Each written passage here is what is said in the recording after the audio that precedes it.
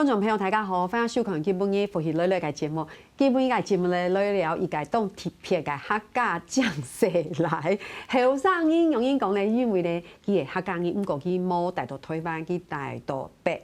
那个欧洲国家、瑞典了只国家做嘅事情，非常嘅冇强容哦。系海外嘅傑出青年，又係作家，叫做聯合國嘅兒童基金會做事，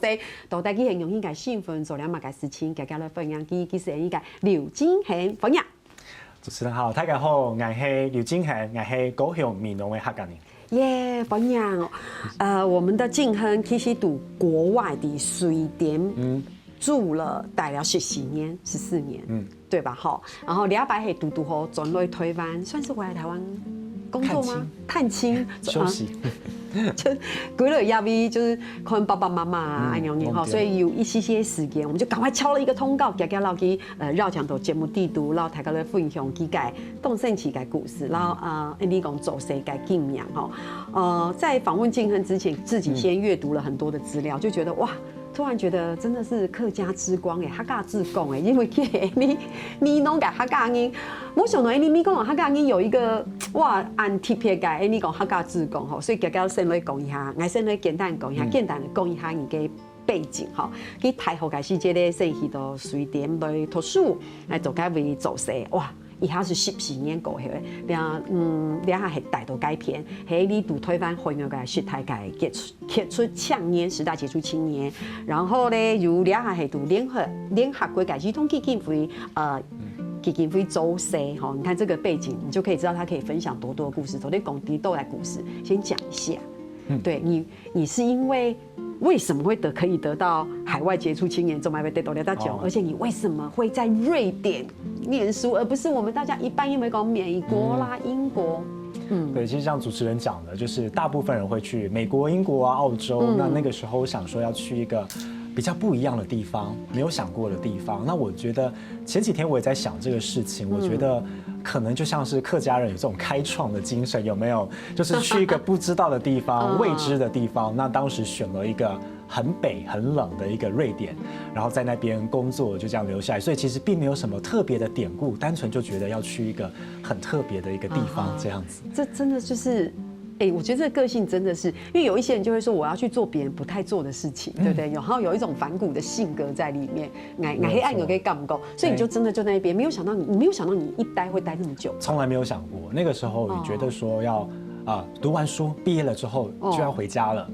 對，那當時就有了實習工作的機會，就一路留到現在14年。你覺得你以後都會一直待在那裡嗎？其實我覺得不會，我覺得總有一天會回到台灣。其實一直也都在想、在看，因為我覺得有時候出去了是要找到回家的路，這樣子。這句話也太感人了。我覺得是這樣。對，有時候是真的出國之後才知道回家的路是這樣。蒙頭哇，這個是一個蠻重要的金句哈。我們講到兩篇，就是你看啊，就是在錄影之前也是先跟這個敬恆也是可以可以叫你 David， 對不對？沒錯。我都記得來打嘴鼓也是今天沒講到，哇，怎麼這麼棒，可以得到這個海外傑出青年？你是因為什麼樣的原因走得到用感覺？其實這個也是一個我覺得很榮幸的事情啦。那當然它是有各種不同的面向，所以每一個人得獎的原因不一樣，但不同的面向。那我比較多是在文化，然後以及在僑界的一些貢獻，然後大部分時候其實是很多時間是花在瑞典或在海外幫台灣爭取能見度，讓大家看到這個台灣這個美麗的小小的島嶼，不，其實科技很厲害，台積電很厲害，但我們有更多更厲害、更值得被全世界看到的事情。要睜眼看青蔥，這真的很重要。為什麼？因為其實你從他的這個言談之中，一直對了解還有上面其實有非常重要的，我們說我們自己的文化認同，對不對？我們自己的國家認同，所以你才有辦法在北歐瑞典安永改規劃走，我們說整個是推廣台灣，讓大家知道。好，所以我覺得講到兩邊大家是不是對應該投入非常嘅好奇啊？我們現在講這個，他因為今天他都聯合國兒童基金會走噻。在問這個問題之前，先來問哦，聽說因為你主持了很多僑界的活動，或是你剛剛說過推廣台灣，你有一個特別的經歷，我真的覺得一定要跟大家講，因為我覺得這個是一般人很難得到的經歷，就是你有主持過瑞典皇室接待皇室的这个工作从吗？对，那么我们从我在这份工作前一份工作那个时候他其实是挪威的皇室和瑞典的皇室，两国皇室来我们当时的单位参访，那我就是负责接待他们。为什么会是你？我怎么那么棒？那个也是很巧的机会，是因为那个时候我是那个公司里面的那个单位的做了一个代理总经理的一个职位，那做了大概8个月多。那因为他们要参访，就是要这个单位，所以刚好就是变成我负责了。那其实是短短1个小时的参访，但准备了6个月，因为牵扯到2国的皇室，因为对他们这种有皇室的国家来讲，皇室是元首，是国家的元首，所以元首参访的道理，所以要准备很久。你可以分享一下吗？那半年，其实你觉得对你来说，对你来讲，你觉得就是你知道有时候我们说国际合作也好，我们会有那种 culture gap， 我们会有文化之间的因为某种所以有动动亲头给我同给内容。那对你来说，你在瑞典，然后如果你接待的是挪威，你觉得这中间你觉得最特别，或者你很想跟大家分享，你花最多力气去沟通的事情是什么？其实很多是安检的问题，他们要对那个环境，然后他们要走那个动线，所以其实彩排了他们的那个特勤单位彩排了大概至少有5次以上，就是要问我们要怎么走，然后要把每一个时间用秒数来算好，要很精准，对，因为他们要非常了解这个动线，然后以及就是说他们要对里面的人员了解说他们的背景，了解这些事情，然后身家调查的概念，没错，而且他们都是用突击式，他们不会说我们约明天下午1点来看一下，没有，他们会突然出现，他说可以看一下吗？他们要知道你们的准备的状况，然后以及是说呢，在当天因为他们要搭4辆车子来，因为有4位皇室成员，不能够在同一个车子上，因为很危险。没错。那4个皇室来分担风险啊，对。没错。然后他们那个时候呢，有特勤嘛，我们在门口迎接，有特勤就是戴着这个耳机，然后他们是用秒，他们说好90秒。好，70秒要到，因为路是封路了，那条路是封路，要让他们进来。可以这么精准吗？要很精准，开车也可以这么精准吗？是70秒。对，然后直到说大概60秒的时候，那忽然特勤就说，那个挪威的准王妃等一下要先上厕所。那这个就不在我们的计划当中，就看到他们的那个工作人员非常紧张的冲到我们的那个女厕，要不要先检查女厕？因为原本我们的沟通是不要上厕所，因为上厕所会增加风险。所以呢，后来他们就确定没有问题了之后，下车了之后才发现，他本人其实没有要上厕所，是他的助理计算了他上次上厕所的时间，然后认为说他可能需要，所以要先准备。所以我就知道说这个是很缜密的，因为他们代表的是那个国家的形象和命脉。那对于我们这种没有皇室的人来讲，没有皇室国家的传统的来讲，我会觉得有点新奇啦。是，其实大家走在熊，其实赌推翻就是推翻个总统要出去，其实也是非常的缜密，但是何况是他们是有皇室传统的国家，因为他们其实跟英国一样啊，就是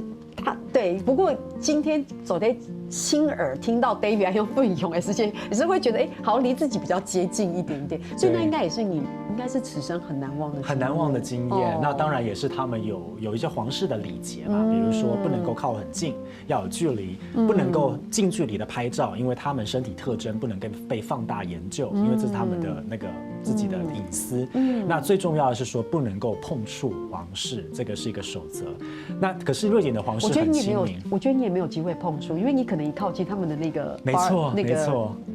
保镖就会靠近，对。但他们因为瑞典皇室又是非常亲民的，那所以那个时候我们见到皇室的时候，我要尊称他是公主殿下，他是王储，他是公主殿下。对，那我跟他讲公主殿下之后，他主动伸出手要跟我握手，那个时候我就卡住了，因为那是可以碰触还是不可以碰触？对，我就想说他们的皇室的礼仪人员特别交代说我们不能碰触，但我想说他是国家的备位元首了，那他如果要握手应该是没有问题，就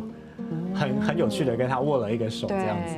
哇，太棒了哈！你看，你刚才读David 分享的世界可以走在款头动都敢熊皮，我们刚刚有看到那个照片，对，就是觉得哇，那真的是一个，我觉得无论如何哈，我觉得在工作的过程当中，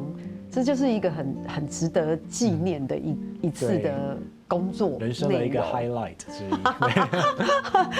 感觉上也是一个很有趣的高光时刻哈，因为安用改感高，所以俩是我们现在台高的分享什么地方哇，其实去走铁路台的时候有用应改内容，所以现在其实是在联合国儿童基金会，没错，听起来又是一个。跟你刚才这个工作少改的内容有蛮大差别的感觉，你明白我的意思？因为大家有谈哦，联合国儿童基金会儿童倡少年，对，怎么会是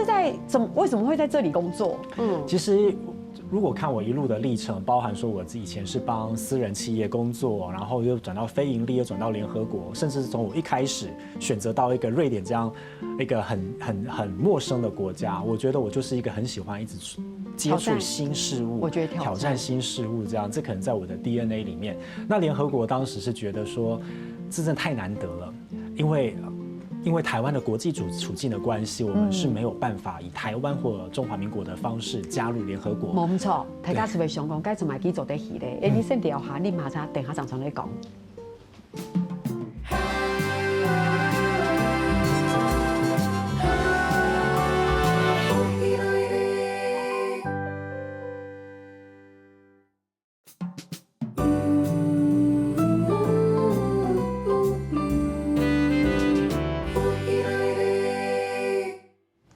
当份现在在绕墙的类似，你讲米农改客家人吼 David， 很特别。你看我们上一段节目，首一段节目，就是大追故宫都暗兜。可是再想想，哇，你是美浓的客家人，还是觉得很难想象哦。就是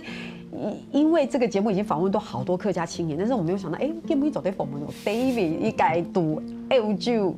走谁去公演改还有上映，难得走那个推班扁聊，然后就被我们抓来这个上通告了。好，我们上段讲到这个，你现在在那个联合国儿童基金会走谁，然后又讲到，其实之前也在私人企业工作，然后你以前其实念的也跟传播相关，对不对？我们先简单分享一下，为什么之前是这样，然后怎么后来又到了联合国？那之前是在哪？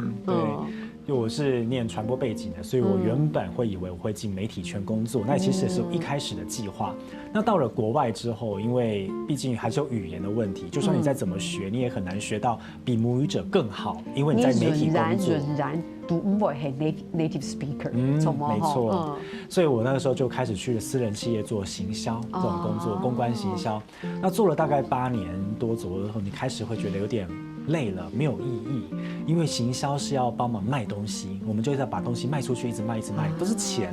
对，当然也没有问题，因为商业发展，对，其实商业发展很重要嘛，对不对？但是你做久了会觉得说，这个好像不是我想要的。所以那个时候看到有这个非营利组织，那他们也是跟科技有关，他运用科技的力量去解决世界上的一些很重要的问题啊，比如说气候变迁、粮食危机、能源的一些状况。所以我就觉得说要加入它，那其实不容易，是因为当然非营利组织的薪水没那么好看，那在私人企业很好看，但是我觉得个人的成就和快乐是很重要的。所以你走的忍痛。对，私人企业，尤其那个时候其实是疫情期间，所以我觉得疫情期间它改变很多人的这个对于人生和生活的看法。你也有这么的，因为在北欧其实大家可能不知道，就是因为台湾管控的太好了。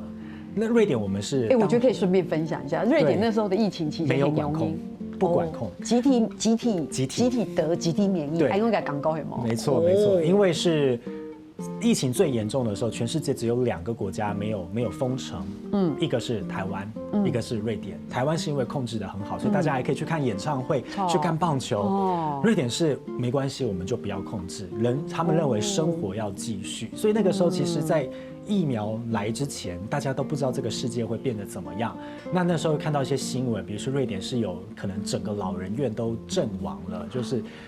这样的状况。对，真的是这样。那死亡人数和感染人数一直不断的攀升，到大家都麻木了。那个时候，我觉得是对你人是有很大的影响，尤其是对我们这种介于2种文化之间，我们看到自己的原生母国台湾是这样做，然后自己现在在的这个新的移民国家是这样做，其实有时候会蛮冲击的。那个时候也会觉得说，会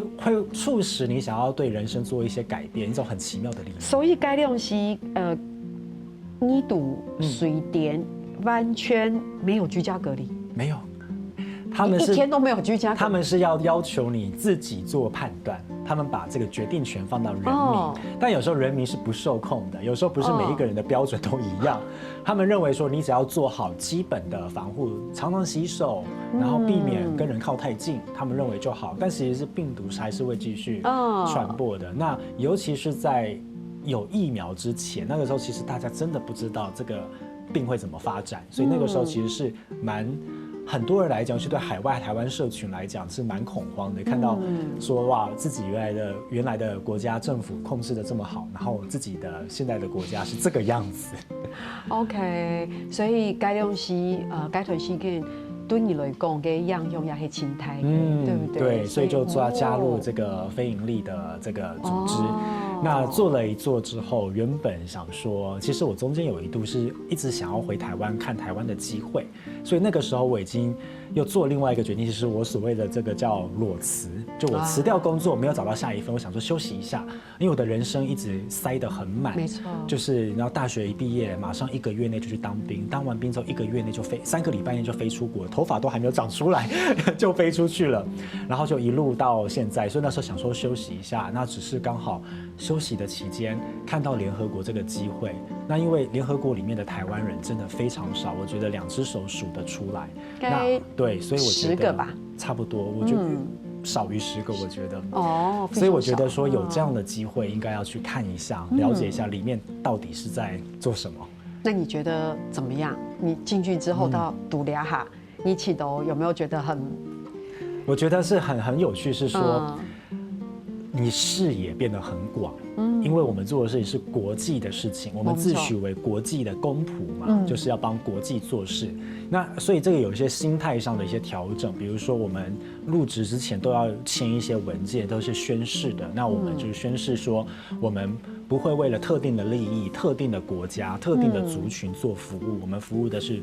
全世界的人。那对我们来讲，我们的儿童基金会服务的是全世界的儿童与青少年。为儿童与青少年的福祉做努力，所以他们希望你抛开这种国家宗族的那个概念。那对我来讲，一开始也是要适应的，因为我们在海外，当你是一个把自己从自己的国家原根拔起，种到另外一个国家，我们其实一直要找寻我们自己的身份。那我那时候我已经找寻到，就觉得说我是台湾人，我也是瑞典人，我在那边住了很久了这样子。那加入联合国之后，又变成说你是国际的人，你不要管你的国家了，不要管这些了，所以它变得很不一样。然后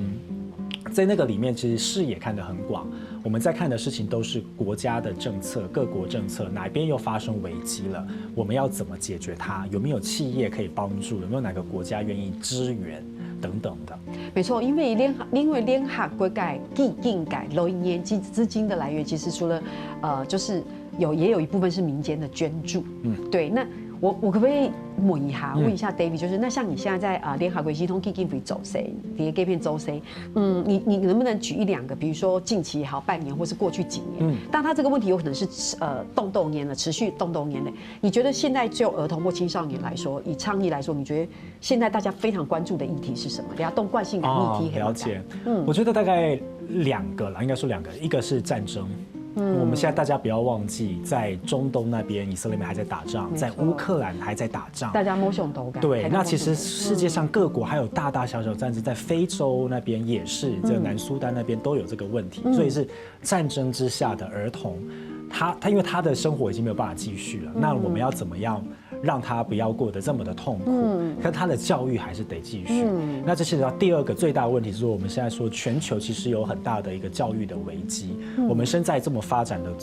高度发展的国家，我们感觉不出来，但全世界很多的学校连网络都没有。那如果没有网络的学校的小孩在学习，跟有网络的学校的小孩在学习，他们当中这个数位的落差是很大的。所以这个我们其中有一个工作，就是我们要帮助全世界的所有100%的学校全部连上网络。这个是个很大的工程。有些学校是在山区，你怎么牵网络？所以呢，我们就发现说，我们可以飞无人机，然后把那个网络的那个基地台、小基地台弄在无人机上面。上学的时候飞过去，让他们有网路连，然后下课的时候再飞回来，我们再整修，这个也是我们在做的这个事情。我想大部分都没有想到是这样做。对，大部分也没有想到说学校没有网路是怎么样的状况。对，然后还有很多的学习危机，很多国家的儿童其实不识字，或者识字能力有限，或者是他识字。但是因为这个是发展中国开发国家的问题，他识字，他可以读完一整个句子，但他说不出来这什么意思。因为现在大家都用手机，都用平板，他们得到的资讯是片面化的，他们得到的东西是图像的，所以他有办法阅读，但他说不出来他刚刚读完那一段是什么意思，这些都是要重视的。刚才其实David 讲到了在动从来个议题吼，就是挑白你在关系去通到呛小面是动稍微讲到的，提倡议题就是战争。我们以前不太会讨论，就是战争底下儿童的整个生活状态。不过自从乌克兰对，就是乌俄战争来说，其实这个对整个孩童的身心影响是非常改听意思嘿，这个是倒是我觉得我们大家都知道这个资源的不同，然后但是因为它太年科技的发展，科技的发展，所以其实它延伸出来是另外一个新的问题，就是比如你刚刚讲到的，不管是你在读 iPad 或是读什么，但是它可能走得快，如果给不了该意思，这个是以前科技没发展的时间。我们没有想到会遇到的这个问题。对啊，其实大家没有想过，一方面是我们要解决很多儿童不能学习、不能识字的问题，一方面是识字了之后也读不出意义来，这个又是另外一个问题。所以一方面是缺乏科技，一方面是科技太发展而失去的能力。对，这个其实它的这个两极化的发展其实越来越严重。那另外一边的也是儿童想学习但学不了，战乱地区的儿童学不了。那有些地区是女生不能上学等等，这阿富汗这些，所以他要做的事情很多。那我们在做这些事情，其实都是为了未来，因为小孩是各国的未来。没错，对，非常感谢。非常嘅重要，因为他家庭是其实做非常多成人到青少年嘅节目是係認為其實你有從事你國家嘅兒童到青少年，因為我們有一天都會老去，而且國家嘅發展其實是靠現在這一群孩子們長大之後會在這個國家的角色，對不對？其實我哋都未做過動作嘅研究，等下像大家今年動作嘅研究講出來，動作嘅成因，他們以前我小時候都會寫我的志願。对他们现在的志願都是要当網紅，你明白我的意思嗎？對，所以其實這也是天然科技嘅發展，所以它聲音該改變。好，我要特別跟台高的補充一下，就是說台高為啟動，那為什麼 David 可以在走聯合國來走誰？那是因為他拿的是瑞典國籍。對，我是拿雙國籍，那我是拿的是這個瑞典的外交部的名額，因為它其實是有名額限制的，每個國家，不然你不可能讓聯合國裡面全部是同一個國家的人嘛，所以要名額限制，所以是。機會很難得，所以我是以瑞典籍的方式進去工作。佢做係聯合國嘅事情，國際嘅事情，不過第五度嘅新年成員也是來自於各國，所以它也是一個聯合國在裡面。哦，故事非常嘅精彩哦，還有嘛嘅精彩嘅故事，大家先聊下，你等下再講。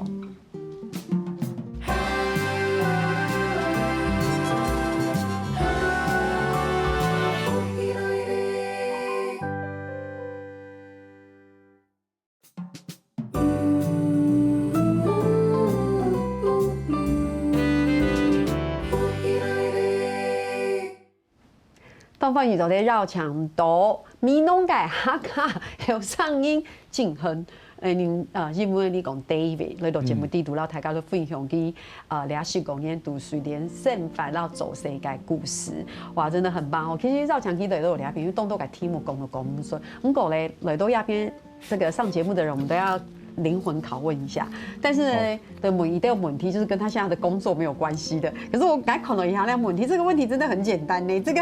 大家對你太好了吧？我要問一下，就不能想很久哦，快問快答。第一題，可不可以用瑞典語說我愛你？有 Alaska Day。等一下，這個題目有問題，我要因為你們沒有辦法驗證。我要有 Alaska， 有是我哦 ，Alaska 是愛 ，Day 是你。有 Alaska。Yeah， Day 是你，對。有 Alaska Day。好，那你知不知道客語的我愛你怎麼講？啊，西燕瓊。愛。對呀，就是奶愛，好可愛。那從奶腦中搜尋，因為其實小時候在家裡，就是爺爺奶奶跟爸爸都是在用客語，用美濃的客語在溝通的，所以小時候是一直聽，會聽着。你第一個南部嘅西燕瓊同北部跟西烟腔其实某腔用，某腔用，你知道吼？我听得出一点点差别。对，那你知道像回家啊，就是在美丽口的黑讲转播哈啊，你们不是你们，不是哎，我们不是这鬼逼，对，你知道吗？我觉得他有一些竞争，因为俺问题，所以他会稍微有点皱眉头，就知道。对，你要问他联合要很努力的听。我一联合国改事情说很放松，你要我联合国什么都可以，但是稍微问题哎，我爱你怎么讲，他就开始有一点点对，从脑中搜寻，很可爱。好，黑公，如果就是其实去动家水所以随点的哈，黑公可以带一种推翻改东西，带一样台湾的东西去瑞典，你只能，你会带什么？台湾的酱油。你只能带一样哎，你只得带一种，你会选？因为其实很多东西那边有办法替代，很多东西可以替代，但是我觉得台湾酱油或台湾的酱料或是香油这种东西，因为那边其实没有台湾，其实不太一样，味道不太一样。那个酱油，不管你是日本酱油还是什么酱油，是不太一样。那其实也是之前有想过说台湾的米。但这个比较难带，比较重。对，所以酱油其实也很重啦。但我刚刚第一个想到是这个，酱油可以用比较久嘛，对吧？也可以，对。哇，好可爱！好，我们炒人家黑起头，推翻给台油，黑公你煎荷包蛋也是，哇，那个台湾酱油放下去，那个真的不一样，莫 Q 然后所以你在瑞典应该算很会做菜吧？其实没有，所以没有会自己煮饭，但是我不是一个特别要求要做什么大菜的人，就是简单。煮一煮，吃一吃这样，所以其实并没有很厉害。好，来，那如果说你能不能用一句话形容你在台湾的家乡，或者是你在瑞典的家乡？现在对你来说，两个地方都是你现在很密切有关的一个。对，台湾的家乡或美浓那边，让我来讲，他就是一直会一路跟着我，他从过去跟着我。然后现在跟着我，那未来还是一直跟着我的一个东西，所以他的记忆点很长，记忆非常深刻。但是小时候的那一段的那个记忆，它其实慢慢的有点在淡掉当中，因为它毕竟离你比较久，所以它已经转化成一种很温暖的一个回忆。所以你想到美浓，我想到的是一种温暖的感觉，尤其是。小时候回去都是要拜拜，要拜拜的时候，不然清明节或过年，所以那个大家聚在一起很热闹的感觉，那个是很有趣的。对，那因为我在瑞典这边就不会有这种大家族，瑞典也不崇尚这样的东西，所以瑞典这边的那种记忆是很单纯，然后很简单的，然后但是它又是看向未来，因为它是现在我的进行式，所以它是看向未来，所以我觉得时间段的差别，然后。可是美浓这一段一定是最长，一直跟着你，对。哇，很棒。好啦，最简单啦，也很简单。最后一题哈，最后一题，你最想念台湾的一道菜，最想推翻给一路出黑马盖。太多了吧？有这个刚刚可以说出来，这个是美浓的高丽菜风。哇！你真的说出来了。对啊，这个东西是回美浓不一定会吃板条，但想吃高丽菜风。还有一个原因是因为在瑞典这种绿色蔬菜的取得非常困难，你要吃叶菜类的东西吃不到，所以你越缺乏就会越想要吃这样子的东西。而且台湾高丽菜真的不得了，台湾的高丽菜很好吃，真的不得了。欧洲高丽菜真的有的话只是长得像而已，吃起来真的没错。你知道我在想什么？像塑胶一样。对，我想说它只是长得像高丽菜，它其实不是。不是。哇，我没有想到，我冇想到 David 會幫我用一個答案，因為我把都基本講到嘛個推翻隨便嘛個，什麼早餐店啊，滷肉飯啊嘛個，冇想到佢昨天講到，而且這個高麗菜風係南部客家人獨有。不好意思，人家我們北部才沒有在吃什麼高麗菜風，沒有，所以大白係講又 give 一種南部改時間，就會覺得哇，這個還是會覺得這個島嶼小小的，但是南北改差異還是很大的。對，我覺得很好。其實非常台灣這樣，大家覺得說好像很小這樣子，其實它這個文化其實是很多元的。很不同的，而且每一个都保存的很不错的。那其实你要说台湾面积小吗？可能小吧，但是你放在欧洲，其实台湾不小，也没有那么小。对，我都会想想看荷兰也还好。我都跟大家比喻，欧洲人的话，你跟他这样比喻，他就听得懂了。跟他说我们的面积大小介于比利时和荷兰之间，对，他们就有概念了，那他们就不会称他们是小国啊。是因为大家想说推翻动谁都是因为我们一直在跟美国呢，我们在跟美国、中国、日本，就说你们要不要看看一下荷兰，然后就觉得好像就觉得自己也没有那么小，莫完谁，哇，太棒了哈！因为你看我们时间走到最后哈，最后的时间要好好来问一下 David， 好好跟 David 来聊一下，因为其实这一段的谈话也让我觉得很有感触，因为对 David 来讲，我觉得他对于台湾的认同非常的强烈，所以基本现在都联合国来走谁，但是他又他的人生进行是联合黑都水电，所以对 David 来讲，水电和黑记在现在其实算是他归属的一个地方，我的感觉是这样，所以对你来说，我觉得。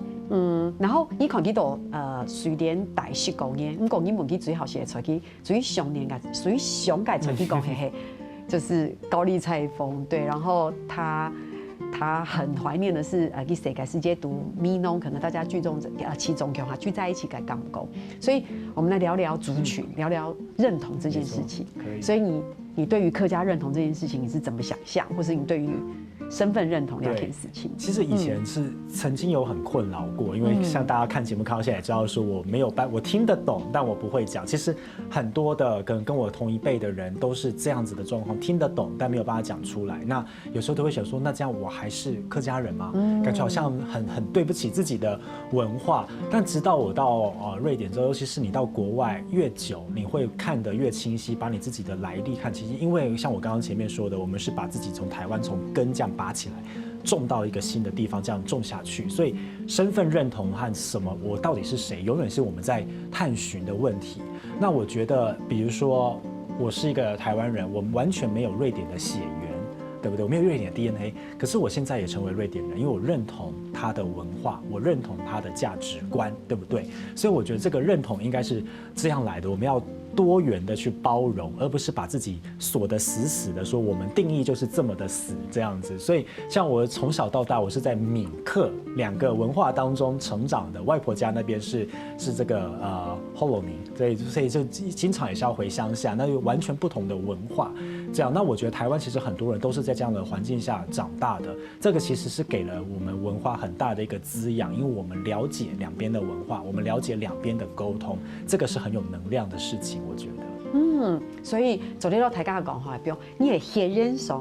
上的客家人，也係你會講客家話，或是你認同客家文化、客家族群，其實我們擴大解釋，其實這就是一種客家認同，對不對？好，我覺得其實David 講的，我們從佢講到客家，然後講到佢自家嘅身份，然後講到佢到水電，然後我覺得這也就是一種身份認同的一個討論。那我覺得這個真的是一件很棒的事情哎，而且我覺得你剛才還是有講到一個蠻大的重點，就是說有時候你在國外待得越久，我們都會習慣下久，你反而你知道嗎？你到那邊，大家看到你知道我們很容易就是落入一個where you from， 對不對？就是你從哪裡來，那你還是會，你就會開始去想，什麼才是我自己最原始的那個根，不管我的未來會怎麼樣的發展。對，不過講到倆片吼，其實。客家田喜是一個族群拼頭，它是一個族群頻道。那我們說族群認同，從剛才講到現在，其實，在瑞典也是。對啊，在瑞典也是。瑞典比如說他們北部的少數民族，這種薩米人，那台灣可能比較常知道是愛斯基摩人，但他們其實各個在那個地區各個國家有自己的那個名字啦。那薩米人他們就做很用力的在文化的保存他們，想要保存他們的自己的族群的議會、語言這些。那個是一部分，那個是國家少數民族。可是瑞典本地也有很多的移民啊，對不對？我就是移民，對不對？所以他們來自各種不同的文化，所以是當地的學校裡面啊，如果你有達到一定比例來自某個國家的學生的一定比例的話，那個學校依法是要請那個語言的老師在他們課後幫他們上，因為他們認為在家裡學還不夠，父母可能不一定會願意教或沒時間教，可是我們要幫你保存這個文化，所以他們是有這樣的一個道理在，就像是台灣，你看現在，比如說我們有很多不同的東南亞的新住民朋友，那我們是也要在講這個客語的這個復興啊，一定的比例的時候，我們是不是就要請那個語言的老師來教學？因為其實這個是說你在一個國家認同之下，我認同瑞典，我認同台灣，但是多元的文化，它其實會幫你的這個整體的國家帶進更多的活力，而且有更多的連結，跟各個國家不同的連結，我覺得是蠻重要的。哇，好，所以你看今天时间太短了，很美贴短嘞。对，你看哇，时间很快就过去。傅松改港起我觉得有下次黑公 EU Give 再回来台湾探亲的时候，也联络一下我们可以再分享很好多我们改故事。所以今天傅松改港起啊，谢谢。然后东港起 David 来到节目地图，让大家讲。